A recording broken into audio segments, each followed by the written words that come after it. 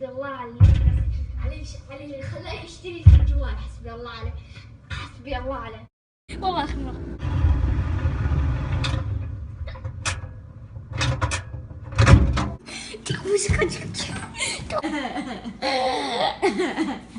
وش